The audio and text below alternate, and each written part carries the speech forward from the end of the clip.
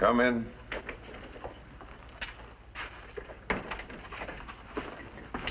Lieutenant Quincy, sir. At ease. Thank you, sir. Was there anyone out there? Only your adjutant, sir.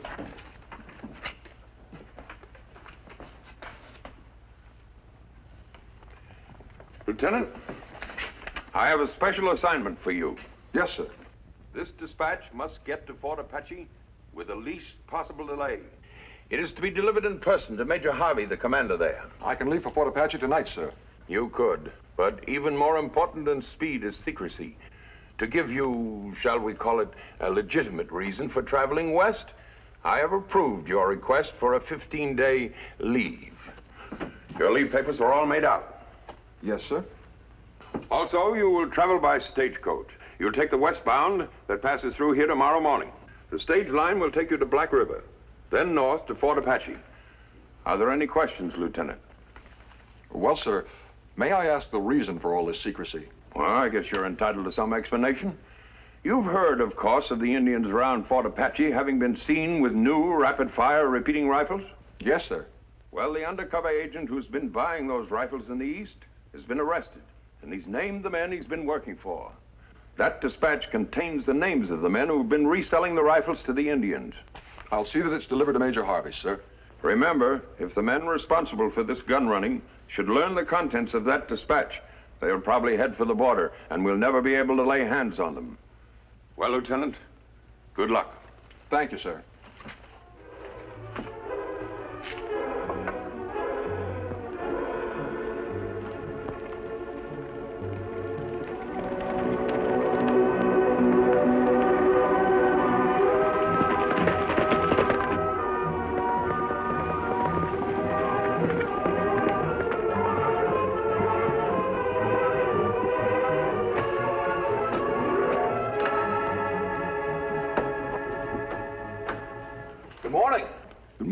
Good morning.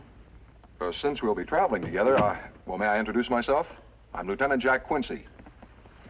I'm Reverend Walter Foster, and this is my daughter, Mary. Hello. How do you do, Miss Foster? That's all. We're on our way. Well, sounds like we're ready to start.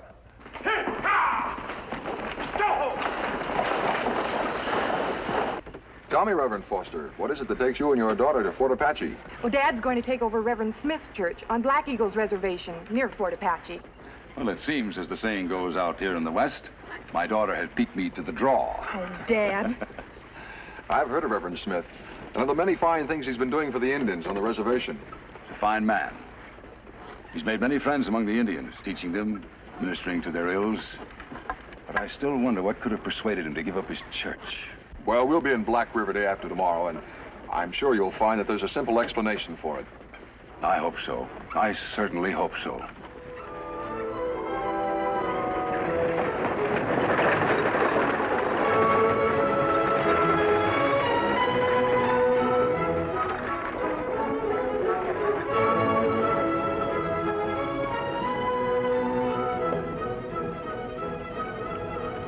Tonto, we'll make camp here tonight. Good place to rest Silver and Scout. Plenty water. Good grass nearby. You've traveled hard, big fellow. You'll need a few hours' rest. We ride to Fort Apache to see Major Harvey tomorrow. Yes, Tonto. What I've heard is true about the Indians on Black Eagle's reservation being able to buy new repeating rifles. The Major may be in for some trouble. One successful attack on town or fort. Enough encouragement to start whole Indian war. That's right. Repeating rifles in the hands of the followers of a chief like Geronimo or Crazy Horse. And every settlement and fort in the entire Southwest would be under constant menace of Indian attack. Me not understand why men want to sell guns when they know what harm they can do. Because of greed, Tonto. They're men who place material gain above everything else. They'll even sacrifice their own personal safety to satisfy their desire for gold.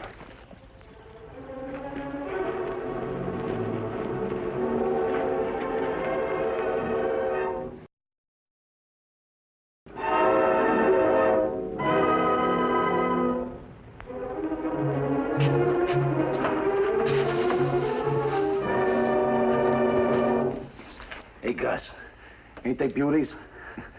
These are better than some of the soldiers at Fort Apache have. Hey, our Indian friends are going to be happy with this shipment. And I'm going to be just as happy with their gold. Yeah, but, boss, don't you think it's kind of risky us sticking around here after Hatton gunned down that Reverend Smith? The old fool. He shouldn't have been snooping around when we made our delivery. Yeah, but he'd been snooping around here before that. He didn't find anything, did he? No, but he was suspicious. He wrote a letter to that colonel at Fort McRae to see if he could find out who in the East was buying the same kind of rifles we've been selling. That's true. And there's a possibility they can trace these rifles to us that way. But when there's big results on an investment, Gus, there's also a risk. But if you're a smart man, those risks can be reduced. Get the lid back on this crate. It's Hatton. Where have you been? Got a drink? Yeah, get him a drink, Gus. I've been out of the saddle since I left Fort McRae 2 days ago. Any news? Yeah, all bad. Well, come on. Keep your shirt on, will you? You know, I'm taking a big enough chance coming here. But with the law looking for me for gunning down that Reverend Smith. What did you learn? To save his own skin, that friend of yours back east has talked his head off. There's a dispatch on its way to Fort Apache right now. You know it names us. Then we better start heading for the border. Oh, shut up. This dispatch, how are they sending it to Fort Apache? The lieutenant's taking it by stagecoach. Stagecoach? Yeah. That way we're not supposed to know about the dispatch until they'd already grabbed us. Well, from what you've told me, it proves one thing. I was right when I sent you to Fort McRae to keep your eyes and ears open. All right, so you were right. Now let's get out of here. Now, take it easy. See this? It's a new shipment of rifles.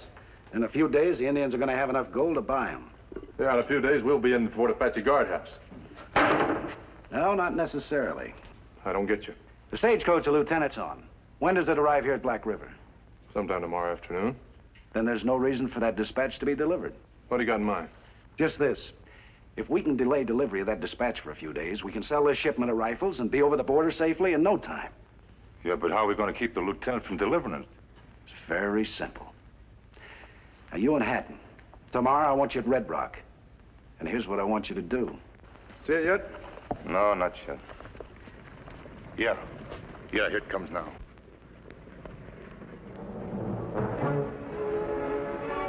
Let's get this over with.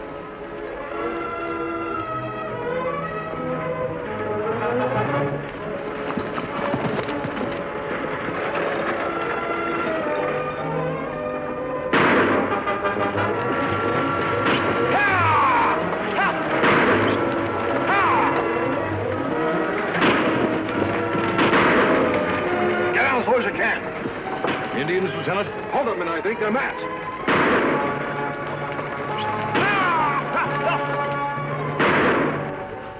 Sound like shots come from over ridge. That many can only mean one thing, Tonto. Trouble.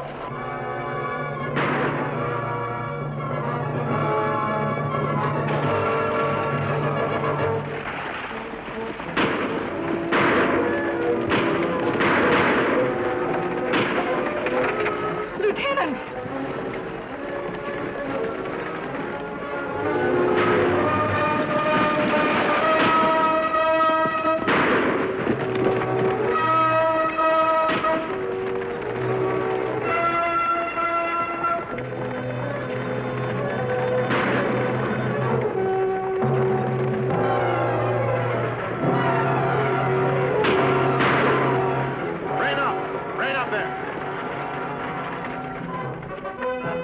Watch the driver.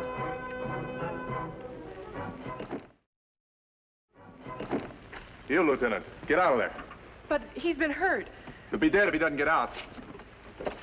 You picked a bad time to rob me. Payday isn't until next week. I'm not after your money. I want those papers you're carrying. What papers? That dispatch. I'm not carrying any dispatch. Don't lie to me, Lieutenant. Hand it over. I told you I'm not carrying any dispatch. But you'll tell me where it is. Maybe you feel like being a little more helpful. We got to get out of here.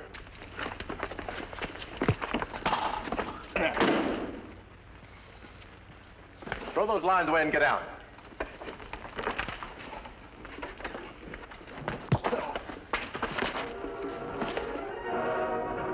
Get on, run! Help! That'll give them something else to chase besides us.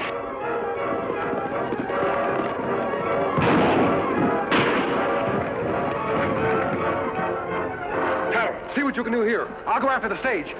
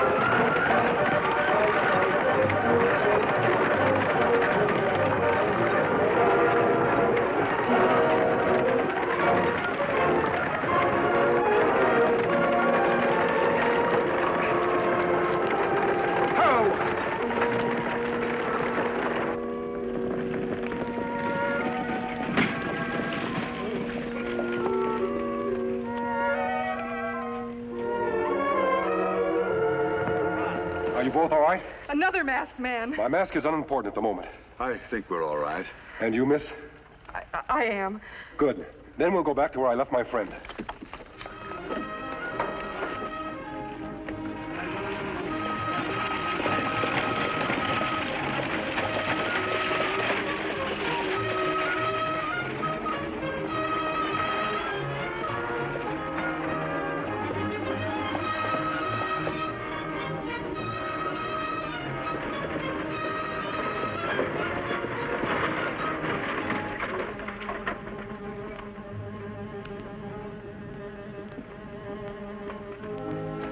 How's the lieutenant, Tonto?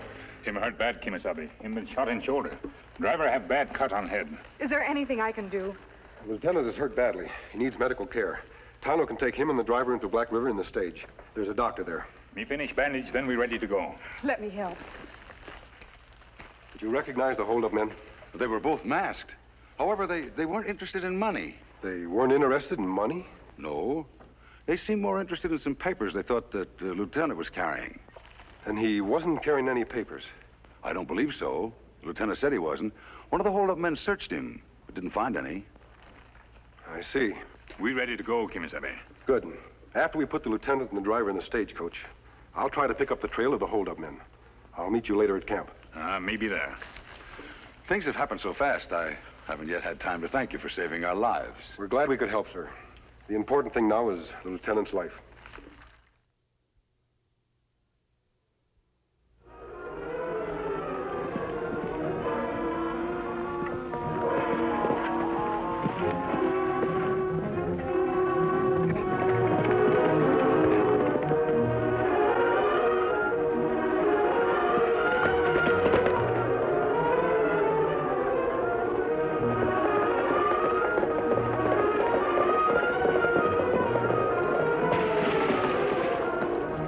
Down the stream bed for a mile or so. That way, if anyone tries to follow us, take them about a month of Sundays to find our trail. You reckon them two hombres are going to try and follow us? Well, I don't know, but this ain't no time to take chances. Come on, let's go.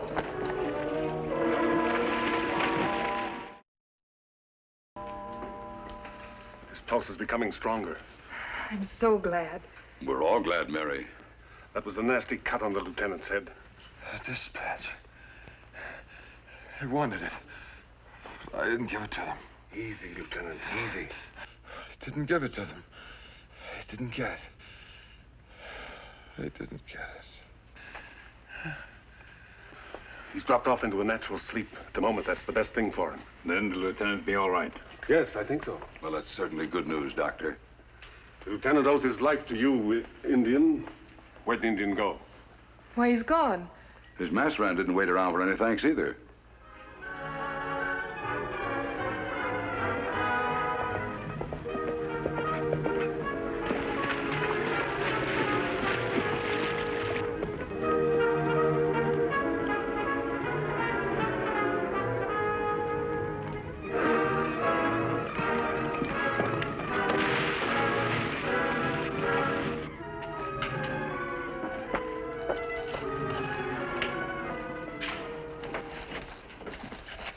Well, did you get it? He didn't have it on him. Are you sure? Well, of course I'm sure. I searched him. He must have hid it in a stagecoach somewhere when he saw us coming. Well, why didn't you search the stagecoach? Because a couple of hombres come riding down on us shooting, that's why. Were they soldiers? No, one of them was an Indian. An Indian? Yeah, that must be the Indian that drove the stagecoach into town.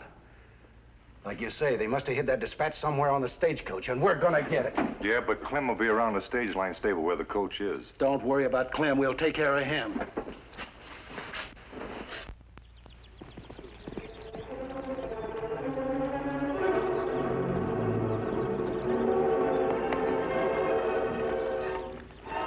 You able to follow trail of hold-up men, Kimasabi? Only as far as the stream, Tonto. They use it to cover their trail. How's the lieutenant? Doctor say him all right. Strange. When him come to in doctor's house, him say something about dispatch, and that him not give it to them. Then him fall asleep. Did he say any more than that? No, him just repeat that. Him not give it to them. That is strange, Tonto. The man on the stagecoach with the lieutenant said the lieutenant denied having a dispatch, and that one of the hold-up men even searched him. If officer carry message, him not wanted to fall into hands of outlaw. That's right, Tonto. You think Lieutenant carry message and hide it in the stagecoach? Yes, I do. Me see them take stagecoach to stable in back of express office. You want me go with you? No. If the lieutenant was carrying the dispatch, it's a military matter. Major Harvey at Fort Apache should be informed. Me ride to Fort to get Major. We'll meet at the doctor's house. Me sorry.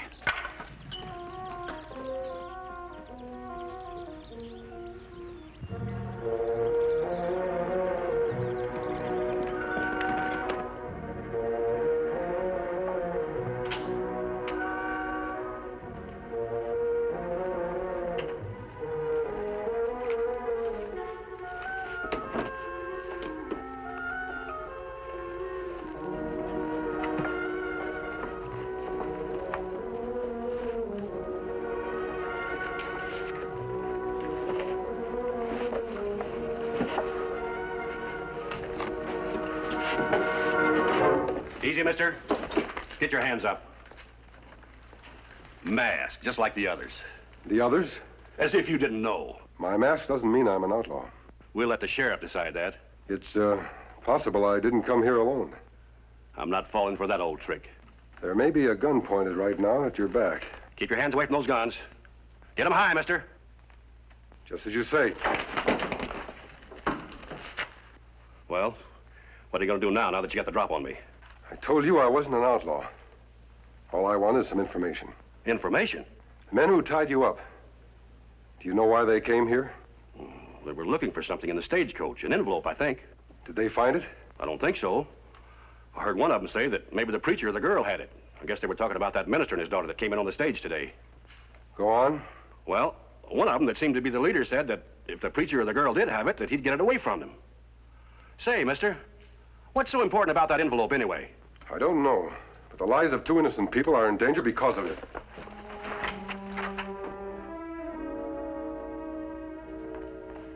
How's our patient, Miss Foster? He's still sleeping. What's the matter, Dad? Dr. Scott just told me that Reverend Smith was murdered. Murdered? Yes, Miss Foster. They found him on the road leading to the Indian reservation. They're still looking for the man who shot him. They know who it was. Unfortunately, no. However, he was able to describe the man who did it. You know, I can't imagine anyone wanting to kill a man like the Reverend Smith. Put up your hands. Nobody will get hurt. Just stay where you are. Where's the dispatch you took from the lieutenant on the stagecoach? Why, I don't know what you're talking about. I suppose you don't either. No, I don't. Well, I think we can persuade one or both of you to tell us what we want to know. And that's only a sample of what to expect. Why, you... Easy, miss, or I'll finish him right now. You're the one who's finished. Drop it. Gunning! Stay where you are.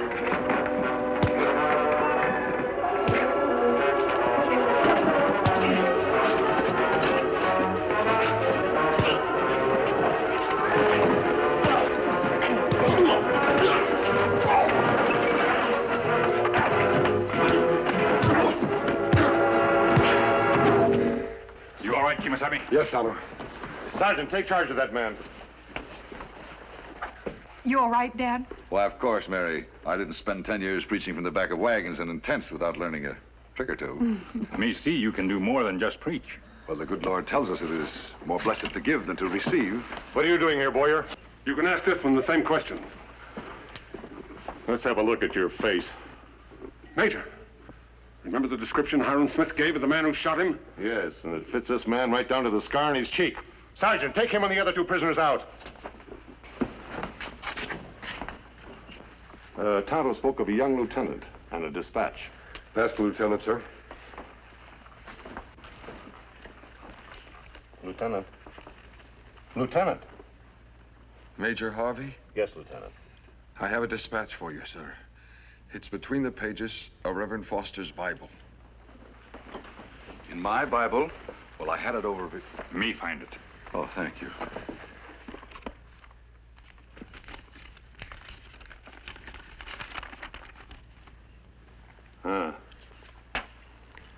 This explains why Boyer and his men were here. They're the ones that have been selling rifles to the Indians. And I'll see to it that they're paid for their crimes. Major, who is the masked man? Why, he and his Indian friend are gone. He saved our lives twice today, and I haven't yet been able to thank him for it. I know. He never stays around to be thanked. He gets his thanks from helping others. He's the Lone Ranger.